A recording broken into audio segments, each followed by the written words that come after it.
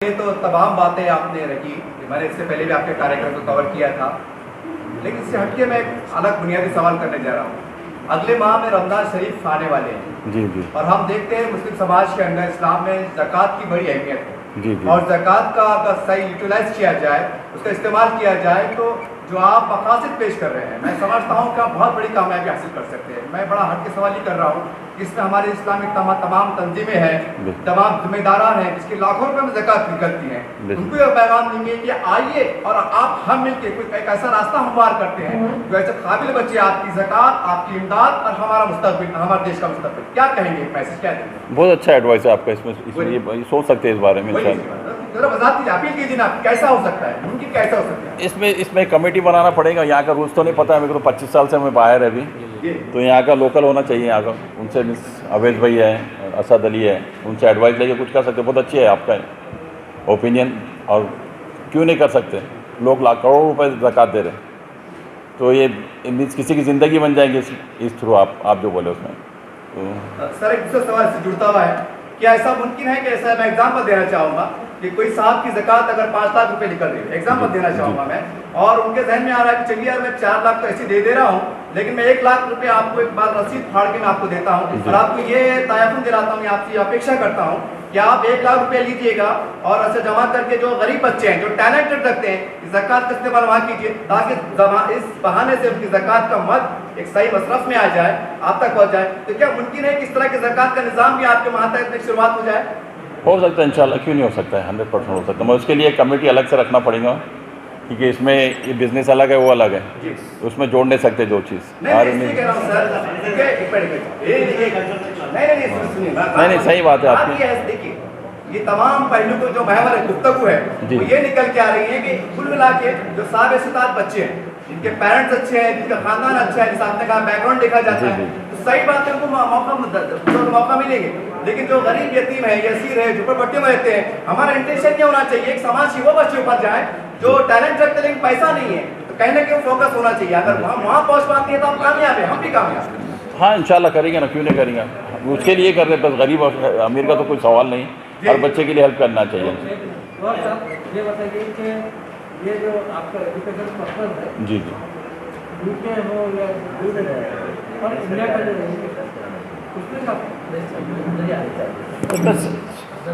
वो तो बच्चे जब पढ़ने जा रहे हैं तो उनको समझता ज़्यादा, वो कुछ फ़र्क आपको हर एक को पता है कि भाई वहाँ का एजुकेशन ज़्यादा है, वहाँ के मेडिकल की स्कोप ज़्यादा है, वहाँ का डॉक्टर आप एक इंडियन डॉक्टर है एक गली में और एक US रिटर्न है, वो ब्रिटिश बाहर का रिटर्न है, तो आप उसके पास जाएंगे, उनके पास टेक्नोलॉजी ज़्यादा अच्छा है। आपको लगा मेरा भी आपकी जैसे कहा है, वर्ल्ड लेवल पे यूनिवर्सिटी को रैंकिंग दी जाती है, ठीक है ना, तो वहाँ पर आप रिनॉन यूनिवर्सिटीज़ में जा सकते हैं जो रैंकिंग लेवल पर, वर्ल्ड लेवल पर जो है आगे है। हमारी बदकिस्मती ये है कि यहाँ की यूनिवर्सिटीज़ वो स्टैंडर्ड मैचअप नहीं करती हैं, तो जाहिर सी बात है जब रैंकिंग यूनिवर्सिटीज़ की बढ़ेगी तो उनका डिमांड भी बढ़ेगा और स्टूडेंट्स वहाँ पर जा सकेंगे। अब आपको ये बताता चलूँ कि हार्वर्ड यूनिवर्सिटी है, उनका एक्सेप्टेंस रेट 10% है, तो आप इस बात पर अंदाज़ा लगा सकते हैं कि उस यूनिवर्सिटी का स्टेटस क्या होगा और उस तरह के स्टूडेंट्स किस तरह से वहाँ पर अपने कैलिबर का जो है यानी प्रेजेंट कर सकते हैं। यही सवाल का एक और पहलू ये है, आप अपने बारे में सोचिए कि मैं अपने बारे में सोचूं, मैं जब कॉलेज में गया था, मैं जब स्कूल में गया था, यकीनन बहुत अच्छी रही होंगी, हमारे टीचर्स बहुत मुखलिस रहे होंगे, लेकिन अब हमारे क्लासमेट्स को देखें अगर, तो अब मैं औरंगाबाद में पढ़ता हूँ, मेरे क्लास में कितने ऐसे बच्चे होंगे जो औरंगाबाद से बाहर के होंगे, फिर उसके बाद कितने बच्चे ऐसे होंगे जो महाराष्ट्र के बाहर के होंगे, फिर उसके बाद कितने ऐसे बच्चे होंगे जो इंडिया के बाहर के होंगे मेरी क्लास में। यानी नामुमकिन है कि औरंगाबाद के स्कूल में इंडिया से बाहर का कोई स्टूडेंट हो मेरे साथ। अब वही बच्चा यूके में जब पढ़ता है, यहाँ पर यूनिवर्सिटी में पढ़ रहा है और वही यूके में पढ़ रहा है, तो यूके में या फिर US में क्या हो रहा है, उसके क्लास में 40 बच्चे हैं, जिसमें से शायद 4-5 बच्चे इंडिया के होंगे, शायद 5-10 बच्चे उसी मुल्क के होंगे जिस मुल्क में वो पढ़ रहा है। और एक बहुत बड़ा क्राउड ऐसे मुल्कों का होगा जो जिनके उसने नाम नहीं सुने हैं, कोई रशिया का है, कोई चाइना का है, जापान का है। तो इससे क्या फ़ायदा होगा? इससे फ़ायदा ये होगा कि उसका नेटवर्क बढ़ जाता है। वो जब पढ़ाई कर कर बाहर निकलता है, उसका प्रोफेशनल नेटवर्क इतना वसी होता है कि, और ये ज़िंदगी भर का नेटवर्क है। आप अपने कॉलेज के दोस्तों के साथ, स्कूल के दोस्तों के साथ अभी भी टच में होंगे, और कई बार आपको प्रोफेशनल मदद मिलती होगी उनसे कि मुझे जॉब हासिल करना है या मेरे बेटे को जॉब हासिल करना है, इस तरह से आपका नेटवर्क बढ़ा हुआ होता है। अब ये बच्चा जो 40 बच्चों के ग्रुप में बैठा है, इसका इतना ही ग्रुप नहीं है, बल्कि इसके सीनियर कॉलेज में, इसके जूनियर कॉलेज में, और इसी तरह से उसके जो फैकल्टी मेंबर्स हैं उस इंटरनेशनल यूनिवर्सिटी के, ये इन सब के ज़रिए से कई सारे ऐसे उसको ज़राए मिल जाते हैं अलग अलग चीज़ें करने की। उसको बिजनेस में करना है, उसको जॉब में करना है, हर चीज़ में उसको ज़्यादा अपॉर्चुनिटीज़, मल्टीपल अपॉर्चुनिटीज़ मिल जाते हैं। उसने अपने व्हाट्सएप ग्रुप में डाल दिया मुझे ये करना है, तो अलग अलग कंट्रीज़ को से उसको ऑफ़र आ सकते हैं। दूसरी बात, सर ने जैसे बताया कि यूनिवर्सिटीज़ की रैंकिंग हाई होती है। हम देख रहे हैं कि इंडिया में एक बहुत बड़ा बाज़ार है कोचिंग का, कि जिसमें 6वीं से लोग, 5वीं से लोग बच्चों को पुश कर रहे हैं कि तू जेईई में जा, तू नीट में जा। वो बच्चे को अब उसने होश नहीं संभाले अभी, और उसको ये रैट रेस में, कंपटीशन में ढकेल दिया गया है। क्यों? उसको ऐसे कॉलेज में जाना है, आईआईटी में या फिर आईआईएम में, जो भी इस तरह के टॉप लेवल के कॉलेजेस हैं, कि जिसमें अगर आप इंटरनेशनल रैंकिंग देखोगे तो वो टॉप 200 या टॉप 300 या टॉप 500 में आते हैं। बदकिस्मती से जैसा ने बताया कि पूरे वर्ल्ड के टॉप 100 यूनिवर्सिटीज़ में शायद 2 या 3 यूनिवर्सिटीज़ इंडिया की टॉप 100, एक बेंगलोर का है और एक आईआईटी शायद खड़गपुर है, एक आईआईएससी बेंगलोर है, बाकी सारे इंडिया के अलावा हैं। अब वही बच्चा अगर फॉरेन यहाँ से ग्रेजुएशन कर लिया समझिए और पोस्ट ग्रेजुएशन के लिए जाता है, तो यहाँ पर जो मरमर है और यहाँ पर जो जद्दोजहद है किसी टॉप 300 या टॉप 500 यूनिवर्सिटी तक पहुँचने का, उससे कई कम जो जद्दोजहद में वो टॉप 100 की यूनिवर्सिटी में पहुँच सकता है। और आप ये मत सोचिए कि यहाँ पर खर्च कम है। आप जाकर देखिए, वेबसाइट आईआईटी का खोलिए, आईआईएम का खोलिए, अभी कहाँ जा रही है उसकी फीस। तो क्यों ना हम बच्चों को ये भी मौके फराहम करें और क्यों ना उनको ये भी रास्ते बताएं, क्योंकि भेड़ चाल में बच्चे जो हैं बस एक ही चीज़ देखते हैं कि भाई ये चीज़ है और हमको सबके साथ ये करना है, और ये भी एक एजुकेशन में मौका फराहम है, ये हमको मालूम भी नहीं होता है। तो ये हम कोशिश कर रहे हैं छोटी सी इसके ज़रिए से। तो हर कोर्स के लिए वो ऐसा कोई स्पेसिफिक कोर्स नहीं, उसका मकसद वही था हमारा। लोग क्या है, स्टूडेंट्स पढ़ के जा रहे थे, या एजेंट से ये बिज़नेस तो नहीं कर सकता कि वो एजेंट ख़राब है, ये एजेंट ख़राब है। एक्चुअली क्या हो रहा था, मिस गाइडेंस बहुत हो रहा था। जो बच्चे पढ़ने आ रहे थे, कोई एजेंट्स को ज़्यादा कमीशन मिलता यूनिवर्सिटी से, किसी को कम मिलता। वही मकसद है कि जो बच्चे वहाँ आए बाद परेशान होते, तो हम भी ये सोचे कि भाई जाने से पहले सब काउंसलिंग यहाँ हो लोग की, ये मकसद है। कोई डॉक्टर मेडिकल का इंजीनियरिंग करने आ रहा, कोई मेडिकल का एग्जाम्पल दे रहा, कोई अकाउंट्स का है, कोई इंजीनियरिंग कर रहा, जिसमें जिसको एजेंट को ज़्यादा कमीशन मिल गया वो यूनिवर्सिटी में चले जा रहे थे। वहाँ आए बाद मीन्स इतना परेशान हो रहे थे कि पता नहीं क्या करना है। और ये फीस मामूली नहीं रहती, 20 से 25 लाख खर्चा होता है इसके लिए, और इसलिए ये मकसद था हम लोग का। मतलब कोर्सेज के लिए ना, या औरंगाबाद तकरीबन 300-400 बच्चे हैं अभी औरंगाबाद। ओवरऑल इंडिया से भी जो बच्चे हैं उनका अकाउंट्स के है, बीए मैकेनिकल है, मेडिकल के है, एमबीए मैनेजमेंट के, उसमें क्या मतलब करते हैं आप? उनके जॉब्स के लिए। जॉब्स मेरे पास तकरीबन औरंगाबाद के 20-25 बच्चे काम करते हैं मेरे पास अभी, औरंगाबाद के, हैदराबाद के 20-25 हैं उसमें।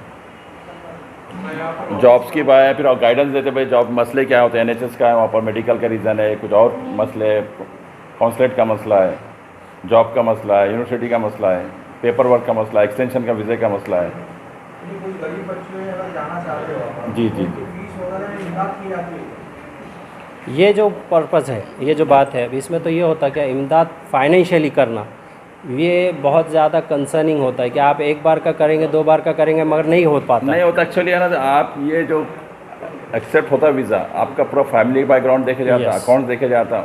ये ओवरनाइट अपन ऐसा एक साथ पैसा डाल के अपन वीज़ा नहीं निकाल सकते इसमें। तो इसमें अपन कुछ करना चाहते हैं, कुछ नहीं कर सकते, क्योंकि इसका पूरा एक स्टेटस होना चाहिए, status पूरा चाहिए। बैकग्राउंड।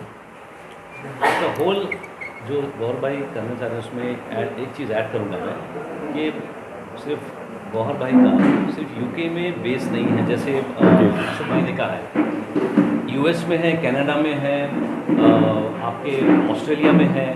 ये सारा नेटवर्क जो है, जो यहाँ से जाकर के बच्चा वहाँ पर जो आइसोलेट हो जाता है, तो इसको मॉरली हम कैसे सपोर्ट करें, और आपने जैसे कहा फाइनेंशियली कैसे करें, तो उसमें फिर जो स्टडी टाइम्स के अलावा जो बच्चे को टाइम मिलता है वो बहुत क्रूशियल होता है, और उसको कैसे एक्सप्लॉइट करें या यूटिलाइज़ करें, तो इसमें गौहर अली जद्दी साहब का बहुत बड़ा इसमें हाथ होता है कि भी कंपनी इसको आइडेंटिफाई करे कि भाई यहाँ पर ये बच्चा इस फील्ड का है, वहाँ पर जाके पार्ट टाइम कर सकता है।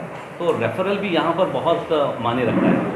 कहाँ पर, जहाँ पर ऐसी चीज़ की जो दूसरी इंस्टीट्यूशंस इस चीज़ को मतलब सपोर्ट नहीं करती हैं, क्योंकि वो जाहिर सी बात है उनका बेस वहाँ पर नहीं है। गौहर अली जद्दी या जद्दी ग्रुप का बेस वहाँ पर मौजूद है ऑलरेडी, क्योंकि मोर देन 25 ईयर्स की इनके पास एक्सपर्टीज़ है। तो मैं तो यही कहूँगा, मैं जैसे एसोसिएट हूँ जद्दी ग्रुप से, कि इस अपॉर्चुनिटी को एनकैश करें, प्रिवेल करें, और एक बहुत अच्छा सुनहरी मौका यहाँ के स्टूडेंट्स, ना ही औरंगाबाद के बल्कि मराठवाड़ा लेवल के बच्चे यहाँ पर आकर के गाइडेंस ले सकते हैं। हमारे पास एक्सपर्टीज़ हैं फॉरेन लैंग्वेज के, हमारे पास एक्सपर्टीज़ हैं करियर गाइडेंस के, अमान के थ्रू जो ऑलरेडी एडमिनिस्ट्रेशन में अपना मास्टर्स किया है। गौहर अली साहब तो है ही है वहाँ पर बेस। तो ये सारी चीज़ें को अगर आप कलेक्टिवली देखें तो this is completely in the interest of the student. तो इस काम में आपको गवर्नमेंट का कॉर्पोरेशन मिल रहा है?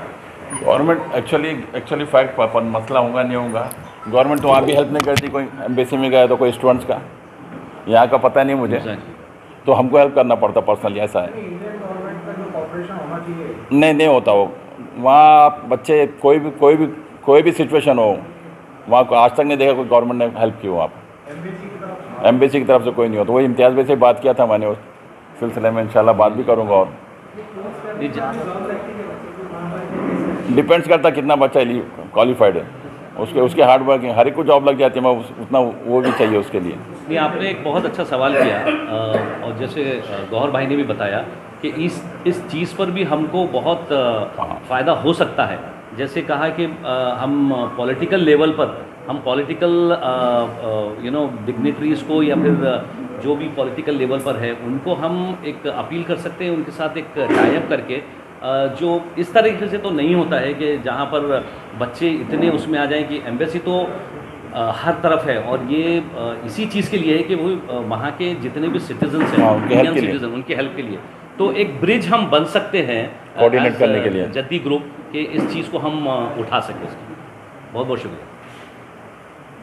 सर, हम देखते हैं कि फेसबुक पर ऐसे वीडियो आते हैं कि हमारा वहाँ पे फंस गए, जी हुआ है। जी तो जो नए लोग हैं उनके लिए मेरा आपसे सवाल है, वो आपके ऊपर भरोसा क्यों करे, वो ज़रा नहीं एक्चुअली भरोसा करके ही खोले हमने। असल यही वजह थी, जो बच्चे परेशान होकर आ रहे थे तो उनके ही हमारे को इन्फ्लुएंस था कि भाई आप स्टार्टअप कीजिए कुछ।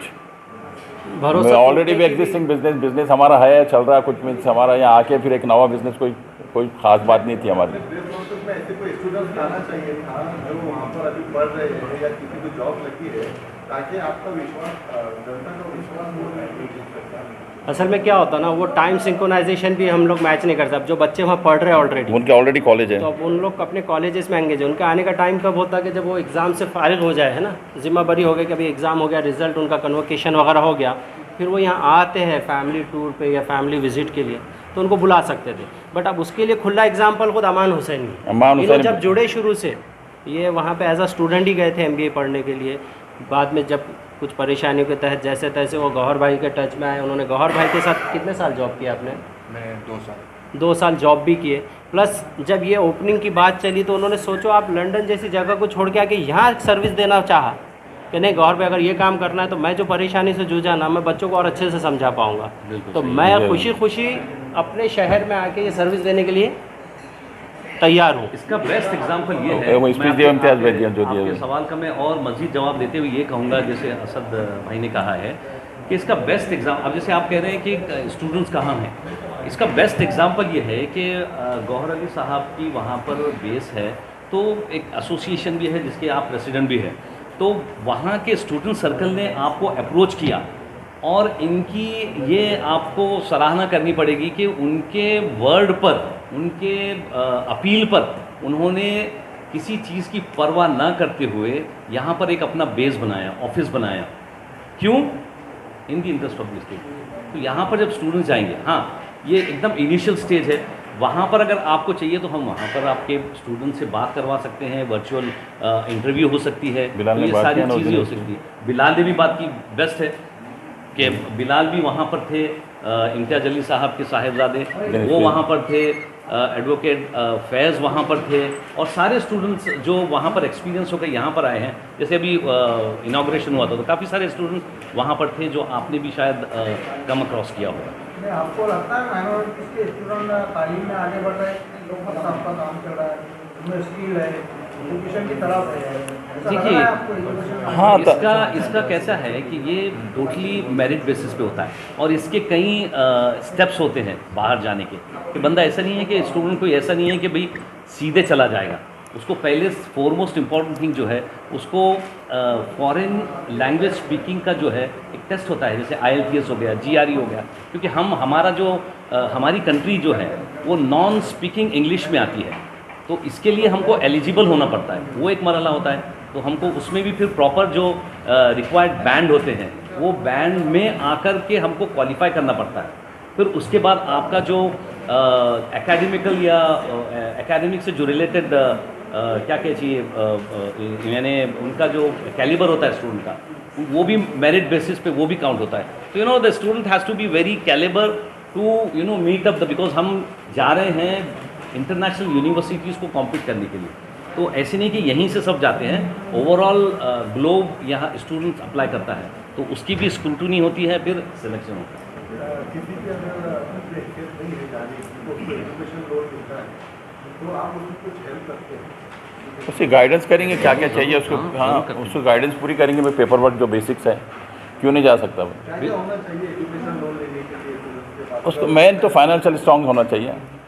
देखिए फाइनल- कैसे है कि आपने माइनॉरिटी का आपने भी सवाल उठाया है, तो अभी महाराष्ट्र गवर्नमेंट ने अपना जो फंड्स है, मौलाना आज़ाद, आप लोगों को पता है मौलाना आज़ाद एजुकेशन लोन जो होता है 500 करोड़ तक का बढ़ा दिया है। तो this is nothing but full support for the student to make use of this, आप इसमें बिल्कुल सपोर्ट ले सकते हैं। ये सिर्फ माइनॉरिटी इंस्टीट्यूशन के लिए है, तो जो आपने जैसे कहा कि भाई गरीब बच्चा जा सकता है क्या, वाई नॉट, अगर वो कैलिबर है इस मतलब इसमें अच्छी तरह मेरिट में आता है तो उसको इसका भरपूर फ़ायदा उठाना चाहिए। इसी फील्ड में मैं 2009 से काम कर रहा हूँ। बेसिकली इंग्लिश टीचर हूँ और अलग अलग कंसल्टेंसीज़ के साथ मैं काम कर चुका हूँ, और रिसेंटली मैं जड्डी ग्रुप के साथ भी एसोसिएट हुआ हूँ। और इनका जो एक्सपीरियंस है, इनके पास जो रिसोर्सेज हैं, ये देखकर मुझे बहुत इत्मीनान हुआ कि ये स्टूडेंट्स के सपोर्ट के लिए काफ़ी कुछ कर रहे हैं, जो आम तौर से एक इंडिविजुअल के लिए पॉसिबल नहीं होता है। कई सारे कंसल्टेंट्स होते हैं जो इंडिविजुअल लेवल पे काम करते हैं, अपना ऑफिस संभाल रहे हैं, लेकिन इनका एक नेटवर्क है अक्रॉस मैनी कंट्रीज़, जो कि मैंने अक्सर दूसरे कंसल्टेंट्स में, औरंगाबाद बेस्ड कंसल्टेंट्स में नहीं देखा है। मुंबई में, हैदराबाद में बड़े बड़े कंसल्टेंट्स होते हैं, उनका इस तरह का नेटवर्क होता है, लेकिन औरंगाबाद में मैं नहीं समझता हूँ कि किसका भी इस तरह का नेटवर्क है जो मल्टीपल कंट्रीज़ और मल्टीपल सिटीज़ में। पहली बात। दूसरी बात, वहाँ तक पहुँचना है अगर स्टूडेंट्स को, तो गरीब बच्चे क्या, मिडिल क्लास बच्चों के लिए भी बहुत मुश्किल होता है फाइनेंशियली। तो इसमें दो चीज़ें होती हैं, एक लोन होता है और स्कॉलरशिप होता है। अक्सर स्टूडेंट्स मेरे पास आते हैं तो पूछते हैं सर स्कॉलरशिप का क्या इसमें तरीक़ा है। तो हमें सोचने की बात यह है कि अगर इंडियन गवर्नमेंट को स्कॉलरशिप देना है तो वो किस सिटीज़न को देगा? इंडियन सिटीज़न को देगा, कोई दूसरे अफ्रीकन सिटीज़न को नहीं देगा। इसी तरह से यूके की यूनिवर्सिटी स्कॉलरशिप इंडियन स्टूडेंट को नहीं देगी, वो अपने स्टूडेंट्स को देगी। हाँ, वहाँ पर पहुँचकर आपने अपना लोहा मनवाया और फिर अप्लाई किया तो फिर स्कॉलरशिप की कोई ना कोई उसमें तरीक़ा निकल सकता है। लेकिन यहाँ से बैठकर स्कॉलरशिप का ये तवक्को रखना, इसकी एक्सपेक्टेशन रखना, ये यानी रियलिस्टिक नहीं है। दूसरी बात, लोन्स की बात हो तो एजुकेशन लोन्स कई सारे बैंक्स प्रोवाइड करते हैं। गवर्नमेंट बैंक्स है, स्टेट बैंक्स है, प्राइवेट बैंक्स है, कई सारे बैंक्स है जो ये एजुकेशन लोन प्रोवाइड करते हैं। लेकिन जाहिर बात है बैंक्स को भी अपनी सिक्योरिटी लगती है, तो उसका जो पेपर वर्क है वो हमारे कंसल्टेंट्स के ज़रिए से उसमें फैसिलिटेशन हो सकता है। स्कीम लॉन्च की है इंडियन स्टूडेंट्स के लिए कि एक बैलेट सिस्टम निकाला है वो लोगों ने इंडिया के थ्रू। एक 3000 बच्चे वो बैलेट सिस्टम के लिए अप्लाई कर सकते हैं। मतलब जितना लंबा प्रोसीजर होता है आपके अकाउंट में पैसे बताना, लोन लेना एंड एवरीथिंग, तो इसको वो मद्देनज़र रखते हुए उनके अकाउंट में कुछ कम पैसे भी रखकर वो लोग 2 साल की वहाँ पर जाकर वीज़ा लेते हैं और उसमें उनको अगर जॉब करना है या फिर कोई कोर्स करना है तो वो कोर्स सेलेक्ट करके वो बैलेट सिस्टम के थ्रू कर सकते हैं। तो ऐसे प्रोग्राम्स जो होते हैं तो हम वो बच्चों के थ्रू पहुँचाते हैं बच्चों तक। तो ऐसे भी कुछ यूके प्रोग्राम्स लेके आती है जो माइनॉरिटी अप्लाई कर सकती है इसके थ्रू।